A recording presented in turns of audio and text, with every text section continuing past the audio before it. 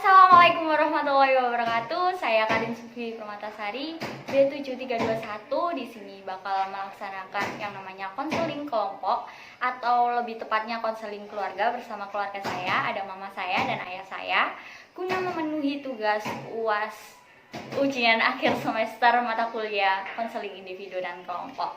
Yuk kita bakal melakukan konseling keluarga bersama orang tua saya. Jadi di sini saya bersama ayah saya dan mama saya. Jadi Maya, ini kita bakal ngelakuin yang namanya konseling kelompok, namanya konseling keluarga. Nah, waktunya itu kurang lebih 6 menit, ya. Oke. Itu yang pertama, menurutnya mama sama ayah, Ramadan tahun ini tuh seperti apa? Kan soalnya ada COVID-19. Menurutnya ayah sendiri gimana? Suasana Ramadan kali ini. Suasana bulan Ramadan tahun ini sangat menyedihkan bagi saya, tapi banyak hikmahnya. Karena apa? Dengan adanya peristiwa ini harus ada manfaat yang kita terima karena suatu ujian. Dimana kita selama ini kalau bulan Ramadan bisa melaksanakan sholat bersama, tarawih bersama dan sebagainya. Dan kita juga sering keluar rumah karena melakukan pekerjaan di kantor dan sebagainya. Itu adalah bentuk dari tanggung jawab kita. Cuma pada bulan Ramadan ini sangat bermanfaat bagi keluarga kami. Karena apa? Karena kita selalu berkumpul di rumah, bersilaturahmi bersama, sehingga terciptalah suatu kerukunan, kebersamaan, dan saling mengerti satu dengan yang lain. Gitu. Terus kalau menurutnya mama, karena suasana yang dijelasin ayah, mama punya harapan nggak buat Ramadan tahun ini? Gimana? Iya, harapannya meskipun dalam suasana pandemi COVID-19, Ramadan harus tetap istimewa. Jadi kita harus tetap menyambutnya dengan sukacita. Jadi sesuai dengan kemampuan masing-masing harus tetap dirayakan, terutama bermaaf-maafan. Kemudian tetap membuat kue, ya meskipun nanti kita tidak bisa seperti tahun yang kemarin mungkin karena tidak boleh berkerumun, jadi mungkin pakai video call. Ya. Terima kasih. Terus menurutnya, kan tadi mama udah jelasin harapannya, cara mencapai harapan itu gimana menurutnya? Kamu tertawa.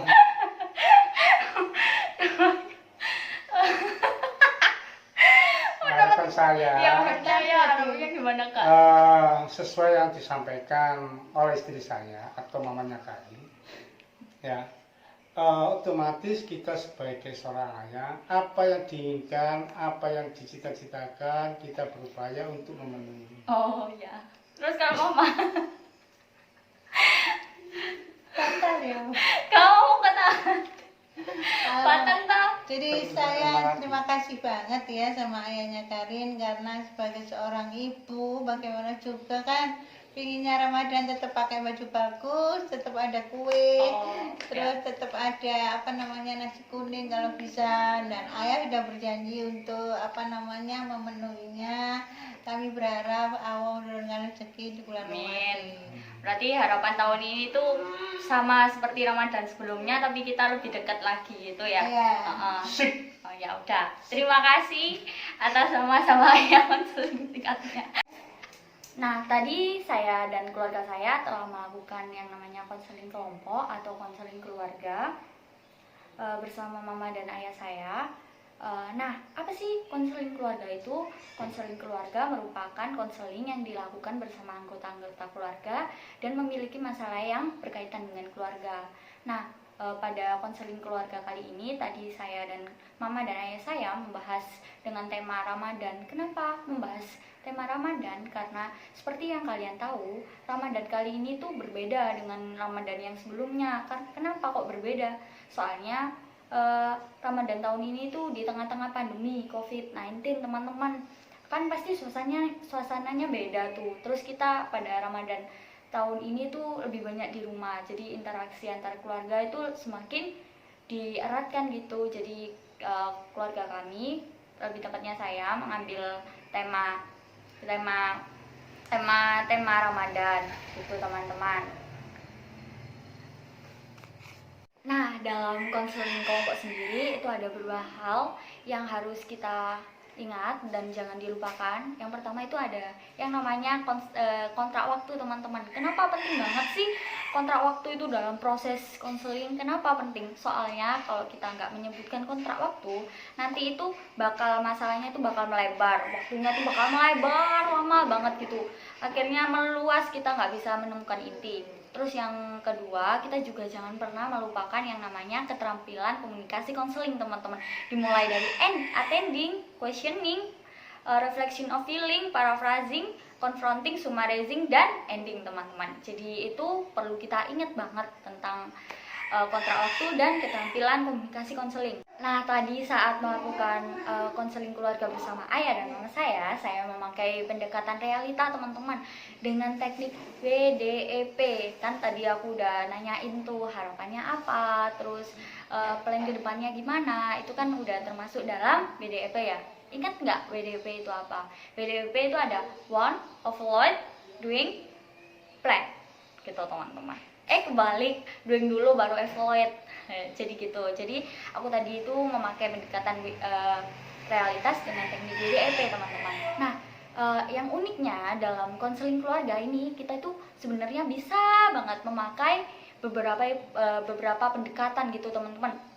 Kita bisa pakai psikoanalisis, lalu kita bisa pakai pendekatan Adlerian atau individual psikologi, atau kita bisa memakai pendekatan family therapy. Itu kan udah kuncinya ya, biasanya pakai family therapy tuh.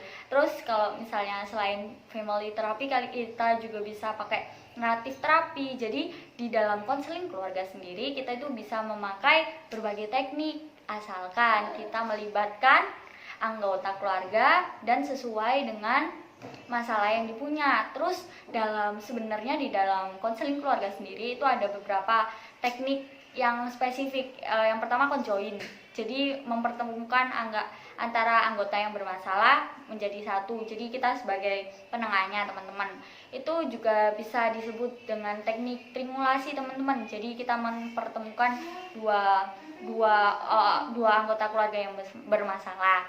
Terus yang teknik kedua, kita bisa menerapkan teknik simple care, teman-teman. Jadi untuk membiasakan antara anggota keluarga satu dan anggota keluarga kedua yang lainnya untuk saling memberikan perhatian yang kecil gitu. Jadi udah gitu aja.